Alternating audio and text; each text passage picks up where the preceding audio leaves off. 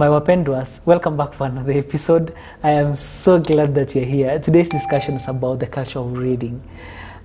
And I want to start off this episode by asking you guys a question. What usually comes into your mind when you hear of the word reading culture? Or somebody X is a great reader. What usually comes into your mind?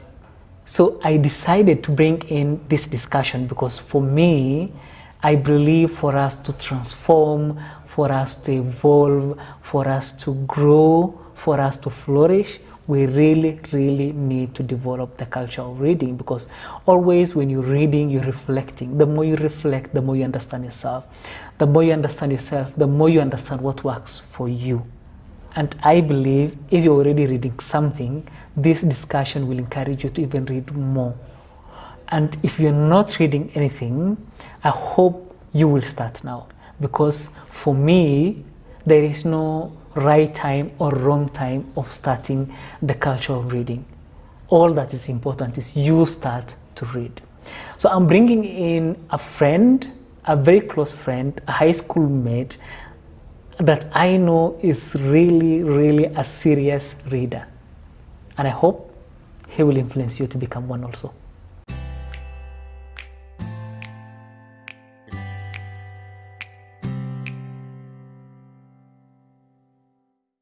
My brother Farah, thank you very much for joining me. Please introduce yourself.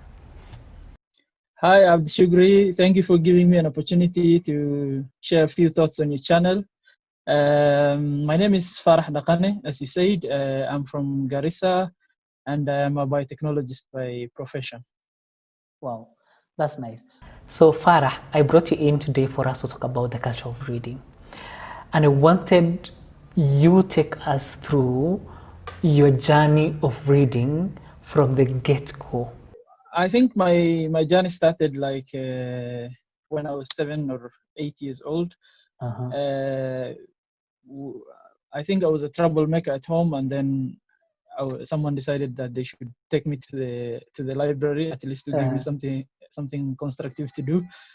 So I was taken to the library with my sister, and the Mombasa library, because we're living just a few minutes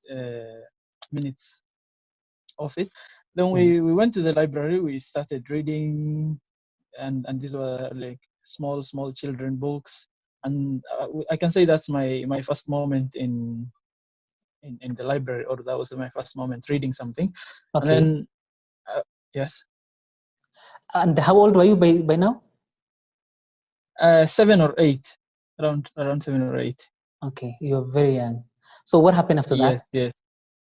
So what happened is I got addicted to the library. I used to keep going every Saturday afternoon. That's the only time we had.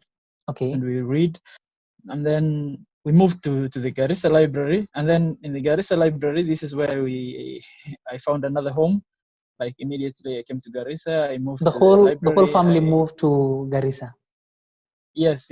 And straight away you found a home in Garissa library.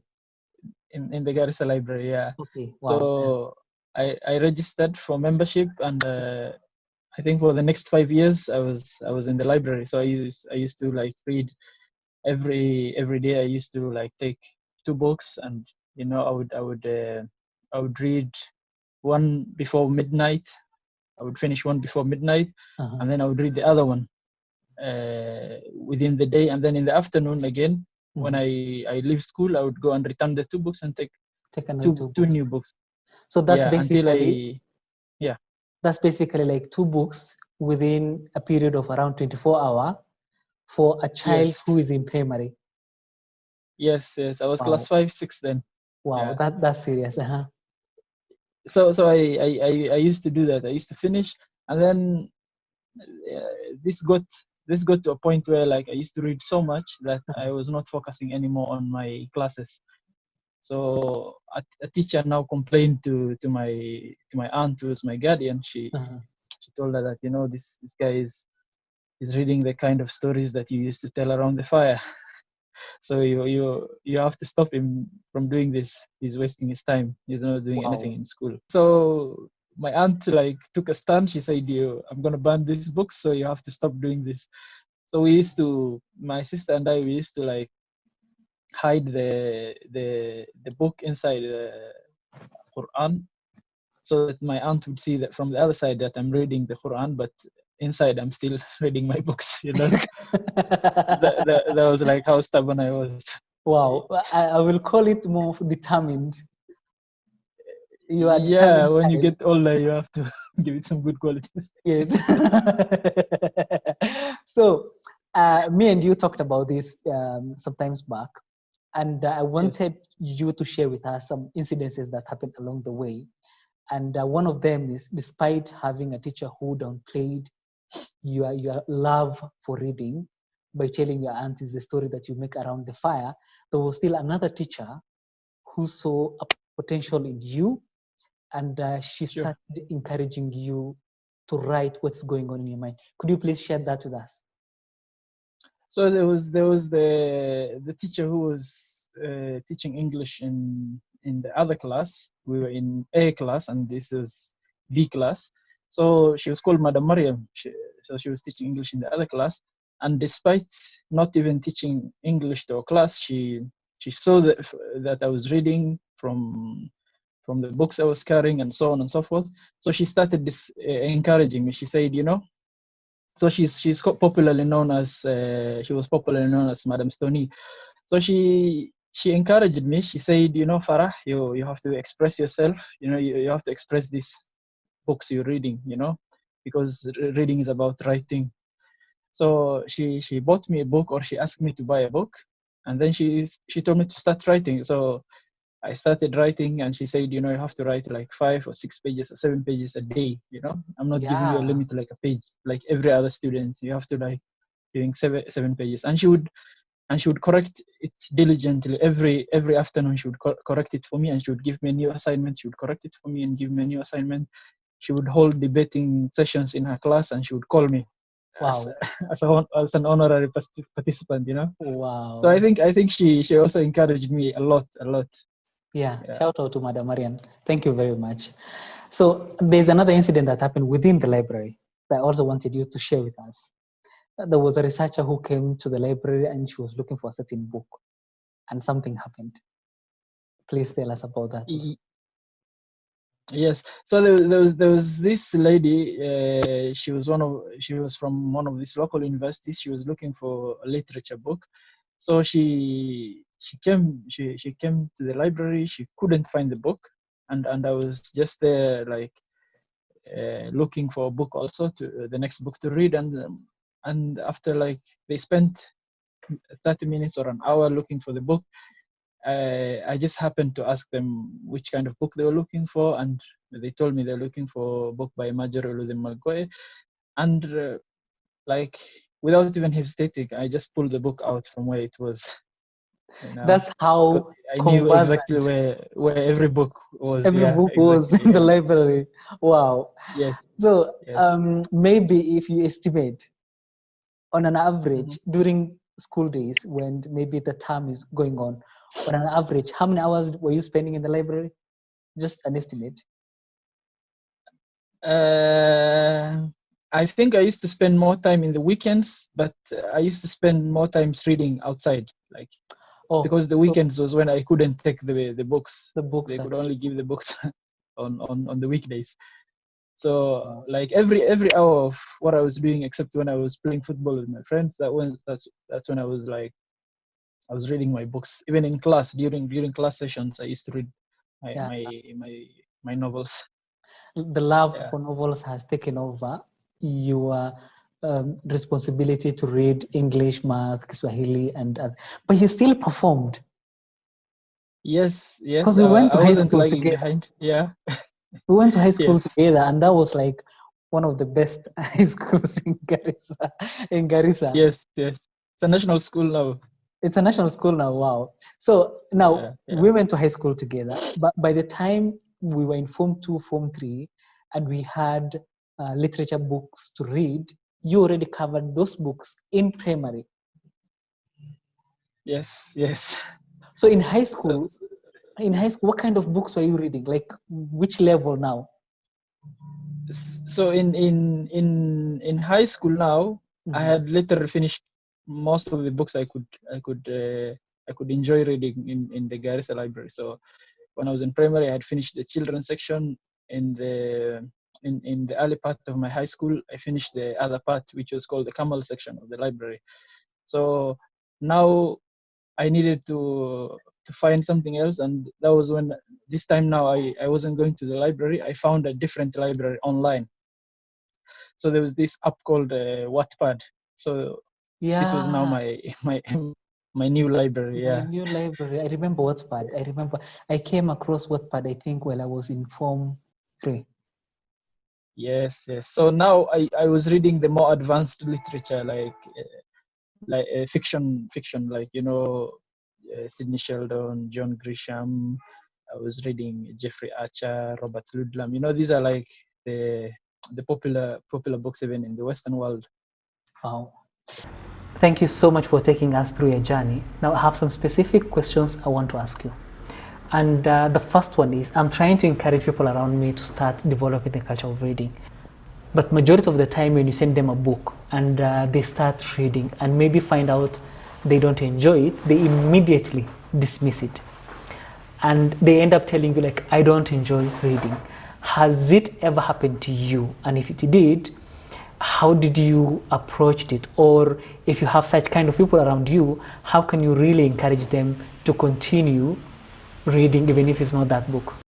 Okay, so I would like to answer by taking you to an incident that happened in my life. So there was a friend of mine called Mursal from Mogadishu. So Mursal was a young person, and then there was an old guy who was trying to encourage him to read. So the old guy would bring him a book, and he would come back after like a week and say, "Where's my book? So take this. I have a new book for you." And he couldn't read. He told him, I don't really enjoy reading. Okay. So the old guy, this is what he told him, and I think it was very powerful. He told him, if you don't like reading the book, just stop reading that book, but don't stop the habit. It's the book that you should stop reading. You should look for another book, because wow, that's a clear indication that we enjoy different kind of books. But the bottom line is we should not give up until we find out what is meant for us. Okay, exactly. Continue. Yes. So and I think this is very powerful, and it was even powerful for me. And then there was another quote that I saw from my old university, Anadolu University. So the quote was like, for every reader, it was on the library, for every reader there is a book, and for every book, and every book has a reader. Wow. Yes. For every reader there's a book, and for every book there is a reader. Yes, exactly. So that clearly and it's a very powerful statement. Okay. Now the other thing I wanted to ask you is this. When we talked about our careers and career choices and career path, basically you are one of the individuals who went for something unique that I haven't seen or came across before. And we talked about it, and I even remember you mentioning to me that you not even had a mentor or someone to consult about it. But I asked you, what influenced you to go for this career line? And I remember after several discussions, we came back to reading. So I wanted you to share with us how reading has shaped your career path. Reading has shaped my career path, Abdi, in two ways. The direct way and the indirect way. So the direct way was, I think, a book I was reading when we were in Form 4 and before we joined university. So it was a book by Robert Ludlum. It's called the Heads Factor. So the main character of the book was a microbiologist working for the military research department of the research department of the military of the United States. Okay. So I think there's a level of resonance I had with the character, and probably this was an influence to my career. And the indirect way was, at the time I was also reading Sidney Sheldon, and in the different books, the different characters have different professions. Okay. So in one book, the character is a doctor, and you can follow the life of a doctor. You see what the doctor is dealing with every day, and the kind of life he's living or she's living. And then in another book, you can be a lawyer. In another book, you can be an engineer. In another book, you can be a business person. So this also opened my eyes to different professions, and also that in every profession you can be who you want. Wow. Yes. So another thing I also wanted to ask you is this. I know we talked about it. How do you think reading shapes our listening and our understanding skills? Oh yeah, and I think it was very interesting because you really dissected it to the level where we came up with a way to conceptualize. Yeah, I do remember. Yeah, so I think it influences them in many ways, but I'm going to mention two. The first one is that, and this is the one we talked about, is when you're reading a book, you're literally you're listening to someone's opinions. Yes. So and while you're reading, it's passive. There's no opportunity for you to interrupt and come up with your own argument. So yeah, so you have to listen to the end. You have to read to the end and keep your ideas to yourself. So this is like the first one, and I think it's very important. And then the other part is the part where I think, like, reading many books will open you up to different stories and different perspectives and different opinions of other people, and I think this would make you more empathetic, as you would say. Yes. Yeah, to other people's perspectives, rather. You put yourself into their shoes and understand the message they're trying to convey.